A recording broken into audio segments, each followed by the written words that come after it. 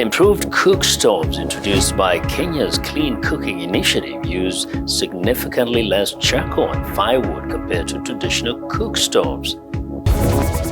We'll learn about an effort giving Nigerian youths from poor financial backgrounds an opportunity to reach their highest potential. America's first ever female vice president could be nominated to take the top spot on the Democratic Party ticket for President of the United States.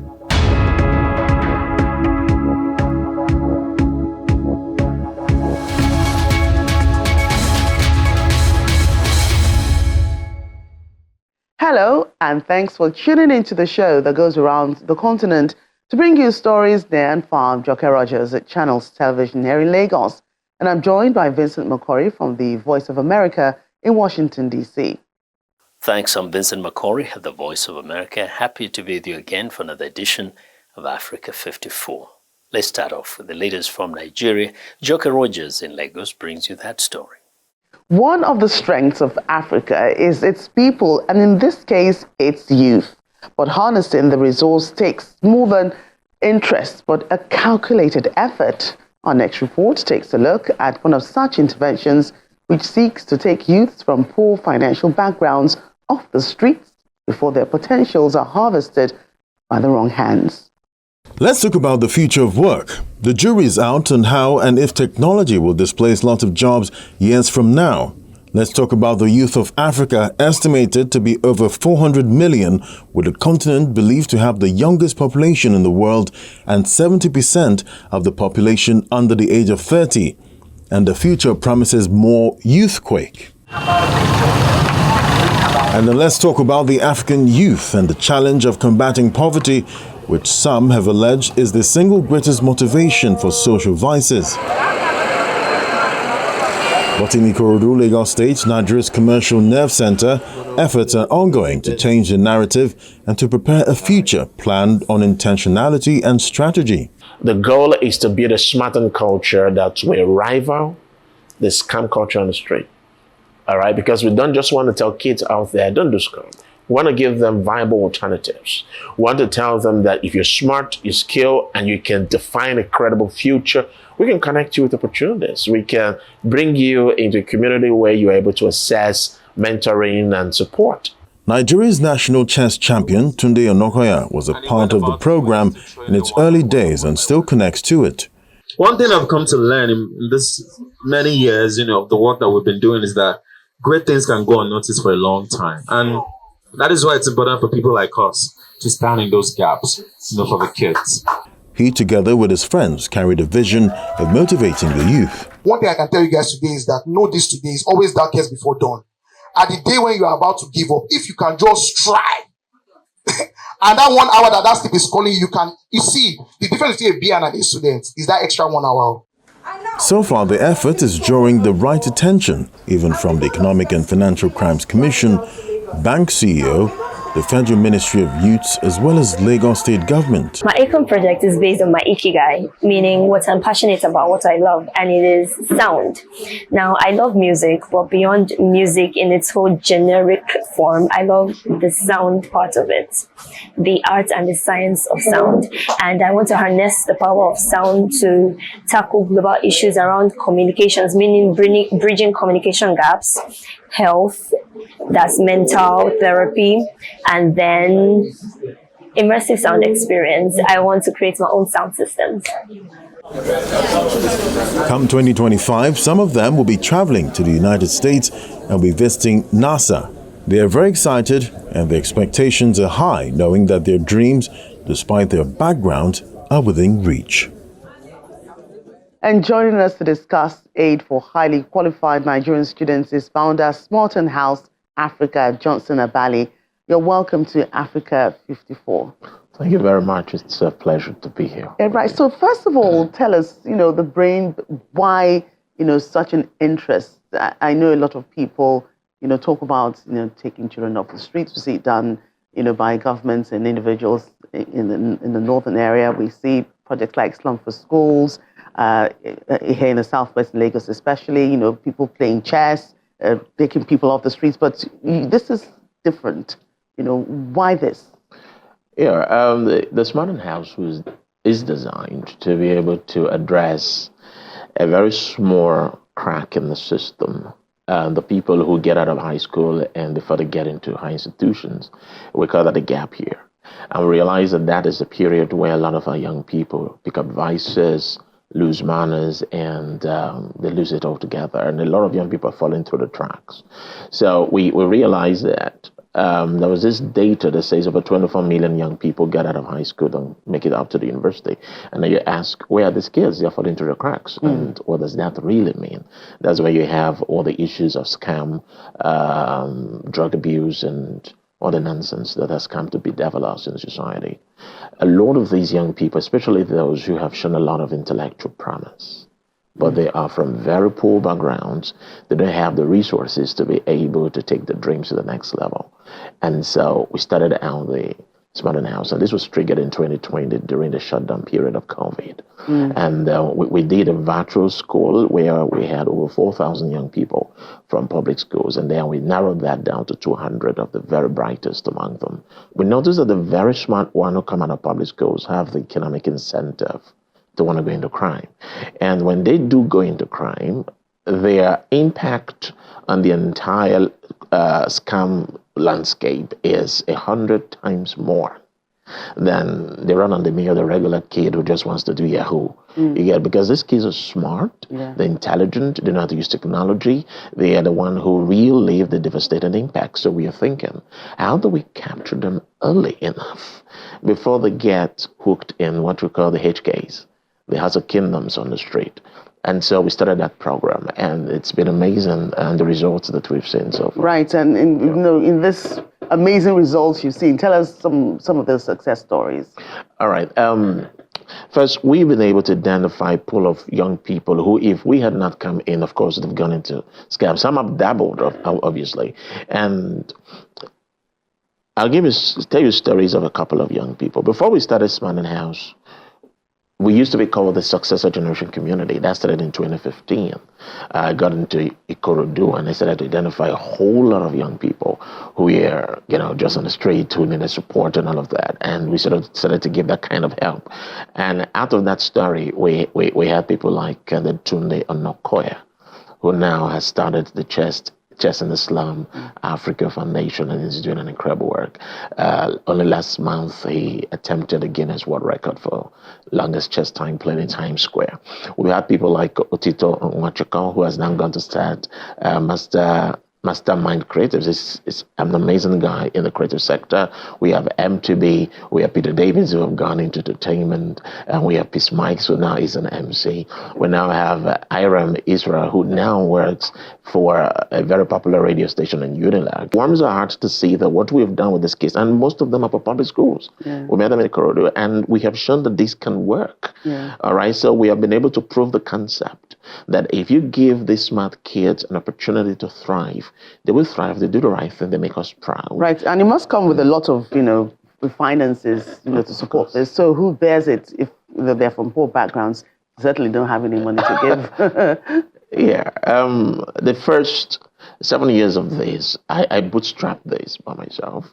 I do a bit of consulting for some international development organizations. So I, put funds from some of the work that I've done, and I put all of that into the work. All right, and then for the first 7 years. Is any plans to take this effort beyond its present location in Ikorodu, or Yes, absolutely. A couple of months ago, the Minister for Youth visited our location, and we began to talk about how to proliferate what we're doing across the country. Using that model, the Smart and Beauties framework, because we've seen that it is work, and we think that we can help reproduce this across the country. So we have that plan going on. Right. Well, interesting discussion here. Founder Smarten House Africa, Johnson Abali, pleasure having you again today on Africa 54. Thank you. As climate change wreaks havoc globally, the need for sustainable solutions grows ever more urgent. In Nigeria, a private company recently introduced an Uber-style taxi system composed of some 200 electric vehicles. The company says their fleet is a step towards a greener future. From Abuja, Nigeria, Gibson Emeka has the story, narrated by Emmy Reinfeldt. Chidi Eka oversees operations at the Abuja branch of Enviable Transport. a company operating electric vehicles, or EVs. His firm has rolled out the cars for use in Abuja and other cities. By introducing electric vehicles that will not emit carbon gases and the rest of them, we are ensuring that we are contributing to our social responsibility towards helping to reduce the level of pollution in the environment. Ben Idika, a ride dispatcher for Enviable Transport, says the 400-kilometer range of fully charged EVs is enough for most of the company's rides. In the next couple of years, let's say 5 years from now, 10, or it could be way shorter than that. I believe that we have more population of Nigerians preferring the electric vehicles. As Nigeria overcomes infrastructure hurdles associated with EV operation, such as building charging stations, adoption is gaining momentum. This is driven in part by the advantages of EVs, including reduced emissions and air pollution. What we need is to continue to advocate and encourage the government to do more. And most importantly, we need support from the private sector, who are the drivers of the economy, to buy into this transition. Government policies will go a long way to incentivize people who want to go into e-mobility, those who want to assemble these cars, those who want to import them, those who even want to buy. As a signatory to the Paris Agreement, Nigeria aims to achieve net zero emissions by 2060 with the 2021 Energy Transition Plan, signaling readiness to explore cleaner energy solutions. As Nigeria strides toward electric mobility, innovative solutions and strategic policies are essential for unlocking the full potential of EVs and shaping a sustainable future. For Gibson and Mika in Abuja, Nigeria, Amy Reifenrath, VOA News. 33 scholars have graduated from the Education USA Opportunity Fund program, an initiative that assists them to cover their upfront costs to apply for full financial aid to any US university. Our correspondent, Layo Laride, was at the event in Lagos and now reports. It's a reception and graduation ceremony to honor program scholars of the U.S. Consulate Education's USA Opportunity Funds program at the U.S. Consular General's home in Lagos. My name is Chinanya Waduleke. The recipients are 33 in number, 23 men and 10 women in the program, here with their family members to celebrate their success at gaining U.S. scholarships. The host, U.S. Consul General Will Stevens, commending the scholars, urged them to return to Nigeria after their programs to apply knowledge acquired there. You are ambassadors of Nigeria. You are the best and the brightest. And when you come back from Nigeria, you are bringing deep connections to U.S. academia, U.S. businesses and companies. Many of you will stay and work for a year doing your OFP. You will come back if you're doing your PhD, and others, you'll have connections to research and funding and fundraising, and you will come back and you will support Nigeria's universities, Nigeria's entrepreneurship, you'll bring investment back. You are driving economic growth in this country. Thereafter, scholars were presented with their certificates. Salimat Okpeyemi Shofela.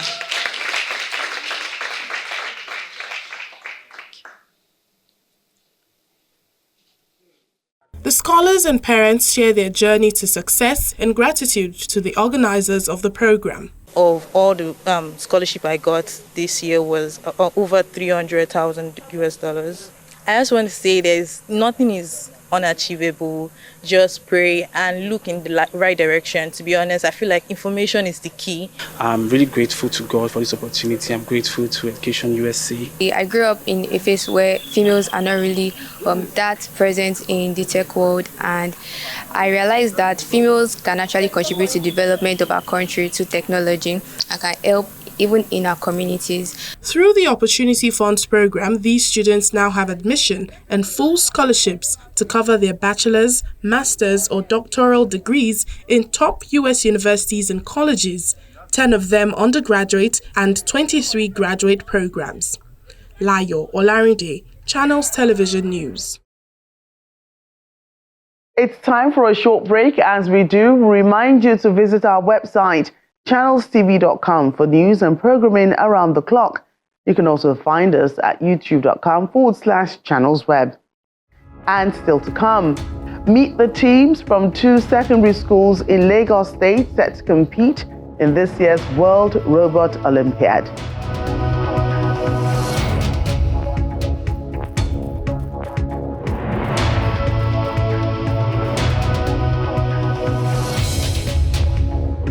Welcome back to Africa 54. I'm Vincent McCory in Washington. Traditional cooking fuels and technologies is one of the major sources of household air pollution in the sub-Saharan Africa, with dire health consequences on the population, according to the World Bank. An initiative to promote climate-friendly cooking in the region is introducing improved cook stoves that use significantly less charcoal and firewood compared to traditional cook stoves to help reduce pollution.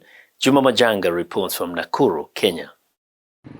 At a local market in Nakuru, a town in Kenya's Rift Valley region, Josephine Abongo is busy attending to customers at her cook stoves shop.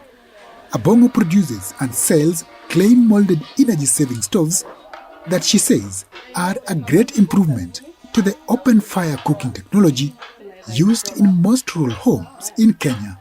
So what we are doing is to bring back the traditional technology, but in an improved way, in a digital way, so that it can be used even in urban homes. That way we will save trees, we will save the environment, and we will save our health. We will also save economically, because the economy is currently bad and people don't have money. I think it's becoming a talk that we are moving the discussion towards ensuring that our local people transit from the traditional cooking solutions to the new cooking solutions that save their lives. Health experts say cooking smoke is a major health risk, especially to rural populations in sub-Saharan Africa. The use of firewood, as we know, when it burns, that smoke is direct. It's worse than even when you smoke because there is a filter. This is the primary use of the smoke, which has a lot of effect in the lungs. Unlike traditional stoves, the improved devices are designed so the flame is aimed directly at the cooking pot to avoid wasting heat. They also have just one opening for charcoal and firewood instead of 3. And they are constructed with a thick liner made from a special type of clay for heat conservation. All these factors make the stoves up to 40% more efficient, reducing consumption of firewood and charcoal. We used to have a full ton, a lorry of firewood a term. But the way I've implemented it, I've saved almost 80% of that, which is a plus for us. Last year's International Energy Agency annual conference in Nairobi called for an acceleration of universal access to cleaner cooking through government incentives and subsidies. Practical Actions Team Mwangi says funding remains a major problem for African countries. Well, we have very good policies, but in terms of funding, then it needs to match the good policies that we have in there. Kenya aims to achieve 100% access to clean cooking by 2028, in line with UN Sustainable Development Goals. Joma Majanga, VOA News, Nakuru, Kenya. 2 secondary schools in Lagos State will represent Nigeria at this year's World Robot Olympiad, scheduled to take place in the city of Izmir in Turkey. The Lagos State Commissioner for Basic and Secondary Education, Jamiu Ali Balogun, says the state government is proud of their work and will continue to invest heavily in education in the state. Creativity has obviously found its way into the classroom, with students developing technology devices that can make a task easier. The Lagos State government has constantly supported secondary schools in building their passion in the area of technology. And this time, the 2024 World Robot Olympiad competition, organized by the State Ministry of Basic and Secondary Education, has given the public and private students another opportunity to exhibit their learnings through practical demonstration, thereby increasing their curiosity for technology and robotics. I believe that in nearest future, our next generation are prepared. They are not just prepared to provide solution to our problem. They are prepared to take the lead, not just in Nigeria, not just in this continent, but across the world. Lagos State Senior Model College, Mero, students of New Era Girls Junior Secondary School, Surulere, and 48 other schools represented in the competition showcased their robotic tasks. The program is simplified into use of blocks. So writing is rather than writing several codes, you have blocks that are embedded together as a code. Each of these students actually know what the task is about, and they can implement it, they can interpret it with their robots. Some of the students say they now have better knowledge of robotics. This program today has taught me a lot because life now is advancing and it's more about technology, AI especially. We've also learned how to program because our robots can't just build, there's build and then we program. So the two is together. We started by building a base that can cover more distances in less than 2 minutes. The State Commissioner for Basic and Secondary Education reiterates the significance of science education for school children at an early stage. The world is all about STEM, it's about sciences, and the future is about ICT.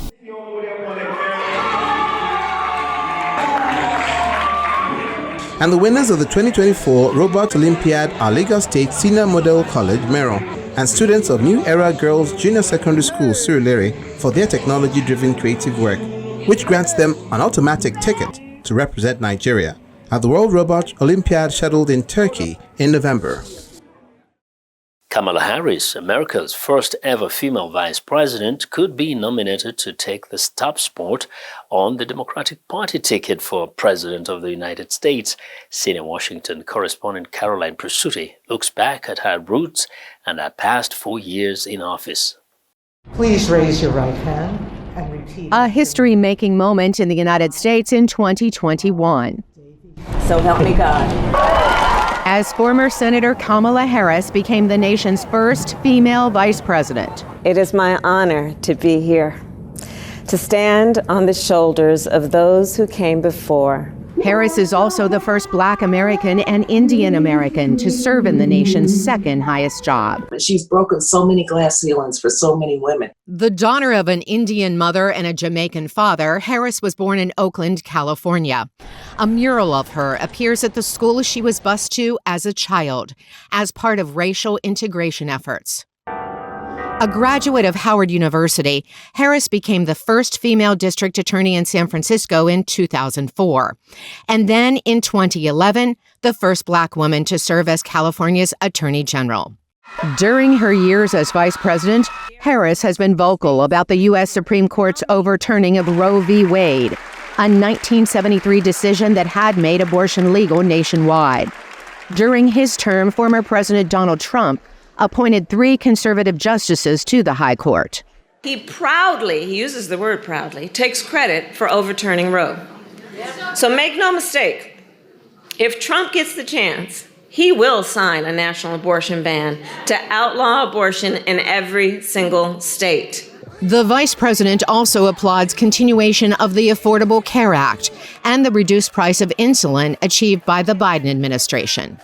Raise your hand if you have a family member with diabetes. Early on, she was tapped to lead the administration's efforts at the border.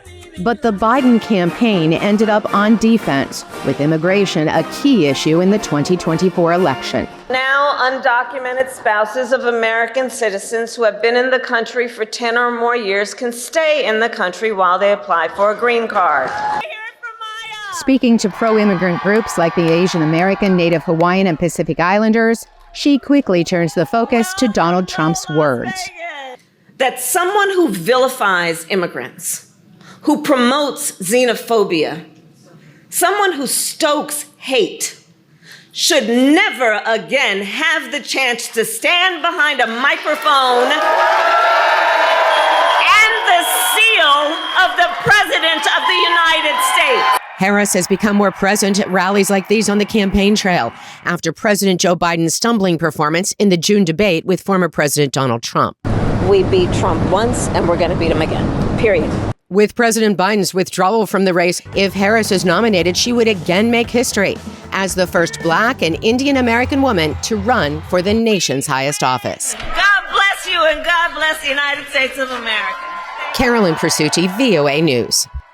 Well, and that's our show for today. You can find all the continent's top news and world news online at voaafrica.com. I'm Vincent McCory in Washington. Channels Television has our last word. We look forward to bringing you another show next week. To remember that channelstv.com is your source for news and other programming. I'm Joke Rogers. Thanks for watching and goodbye.